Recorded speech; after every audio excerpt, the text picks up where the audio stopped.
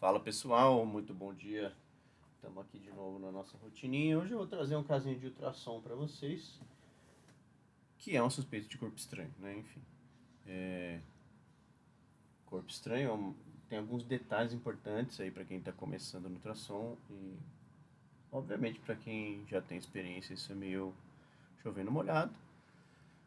Mas aqui a ideia é estimular aos profissionais de veterinária e trazer dicas aí de, de profissionais, colegas que estão começando na área de imagem, né?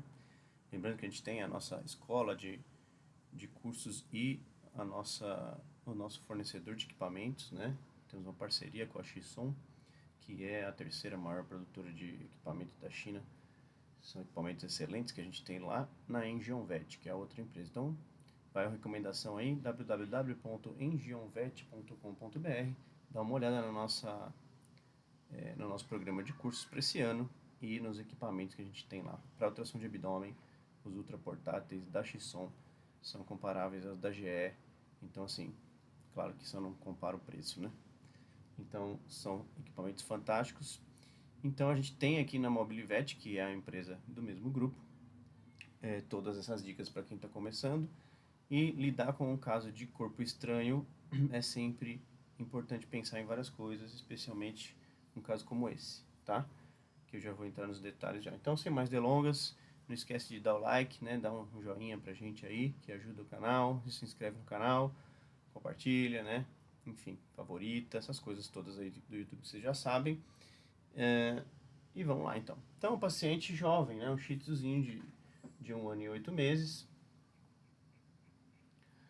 e foi nos contactado ontem mesmo, né, para ir fazer no mesmo dia o exame de ultrassom.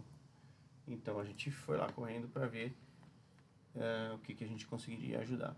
Uma das coisas importantes já de cara de dizer é o que a gente diz para o colega que pediu o exame, né? Você tem suspeita de corpo estranho gastrointestinal, mas como é que está o jejum desse paciente, né? Porque o paciente que está lá internado e não está em jejum, ele vai ter principalmente uma grande limitação para avaliação de corpo estranho, que é pensar em corpos estranhos gástricos, né? Por que isso? Porque o alimento ele vai, às vezes, muitas vezes fazer sombra acústica e a gente simplesmente não vai poder falar, olha, que isso é alimento ou isso é corpo estranho dentro do estômago, tá? Eu, por experiência própria, já mandei pacientes para endoscopia ou para cirurgia com coisas no estômago que poderiam ser consideradas alimento, mas no ultrassom parecia que com certeza não era uma ração. Por exemplo, uma vez eu mandei uma endoscopia que tinha um pedaço de cenoura de 4 centímetros, né? Era meio que um filete de cenoura assim, e no ultrassom a gente via aquele negocinho comprido de 4 centímetros e pouco fazendo sombra acústica. Era óbvio que não era um grão de ração, mas nunca a gente ia pensar que era uma cenoura, né? Enfim, já mandei o felino com um monte de mato dentro do estômago, né? E que fazia um monte de sombra acústica, não dá para saber o que era aquilo. Certamente não era ração, nenhum alimento pastoso. E já peguei o paciente com areia, né, no estômago, enfim.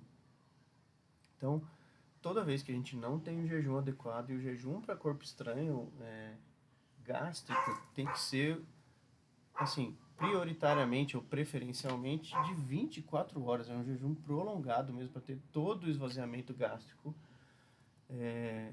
para a gente poder falar que o que está lá dentro já deveria ter saído, mesmo que não pareça um corpo estranho que possa ser considerado alimento. Então, com esse jejum gigantesco, né, 24 horas é bastante tempo, para garantir que se não tiver um corpo estranho, tudo que é alimento já deveria estar saindo dali, né? Bom, enfim, vamos comentar um pouquinho sobre as imagens que eu vi até agora, né? Então, paciente jovem, um rim bonitinho, adrenal bonitinha, bexiga bonitinha, cólon ok. Veja que no cólon tem poucas fezes, são fezes que não são tão densas e fazem pouca sombra acústica. Esse paciente ele estava com diarreia, né? Diarreia com sangue. A veterinária que estava lá não soube me dizer se era melena ou se era realmente uma diarreia no sangue vivo, né? Pra gente tentar diferenciar aí só pela história da onde vem esse sangramento, enfim. Paciente castrado, a próstata hipoecogênica e com as dimensões reduzidas, né? Então tudo bem até aqui. E aí um dos lugares que mais para corpo estranho é o duodeno, tá? O duodeno, ou no piloro ali, né, na saída do estômago para o duodeno, ou na primeira flexura do duodeno, a flexura caudal, que vem do duodeno descendente, faz a curva e vai para o duodeno ascendente. Então, quando eu estou avaliando o lado direito, é um dos lugares que a gente sempre vê corpo estranho, ou muitas vezes vê corpo estranho. Desculpa o sono, hoje eu acordei muito cedo, tive que ir para a escola das meninas muito cedo, para procurar um livro que alguém esqueceu lá, né? Uma das meninas, minhas filhas, esqueceram o livro, tinha que estacionar, ir lá dentro da escola, ajudar a achar o livro, enfim, deu tudo certo. Mas tivemos que ir muito mais cedo do que o normal por causa do trânsito, né? Ir de vaga para estacionar. Bom, enfim. Então, duodeno, é, nada demais, parede ok, né? Deixa eu ver a espessura aqui. 0,4. Pâncreas também normal, né? 0,55. Então tudo em ordem. E aqui é o piloro, né? Não é tão fácil ver o piloro, especialmente em cães com o tórax profundo, né? Você tem que subir em cima da costela, vir seguindo o duodeno, né? Enfim, para chegar no piloro ali, e às vezes você tá ali já na costela, então não é tão simples assim. Os pacientes às vezes não toleram, mas aqui deu certo, foi fácil, inclusive. O paciente estava bem relaxado, né? Durante a avaliação ultrassonográfica, então ele não tinha dor. Em cães que têm corpo estranho intestinal, e às vezes até obstrução, e principalmente corpo estranho linear, eles normalmente têm abdômen agudo, tá? Eles têm bastante dor ali, então durante a avaliação ultrassonográfica abdominal, é bem comum a gente perceber o paciente com dor, né? Enfim, não era o caso desse paciente. Adrenal direita, também a gente conseguiu visualizar. 0,41. Estou anotando tudo aqui para poder fazer o laudo. E aí comecei a ver essas estruturas que faziam sombra acústica dentro do estômago. No corte transversal, esse aí é um corte transversal, era mais evidente, né? Tem alguns vídeos que eu já vou mostrar. 1.5 no corte transversal, tá? Claro que daí eu fui, antes de ficar ali olhando o estômago, o que eu fui fazer? Fui ter certeza que não tinha mais nada, né? Nenhuma outra dilatação intestinal, nem... Tem alguém com uma furadeira por aí. Espero que não esteja atrapalhando muito. Nenhuma obstrução intestinal, nenhuma dilatação de alça, nenhuma colite, enterite, enfim, nenhuma intuscepção. E olhei e não tinha nada demais.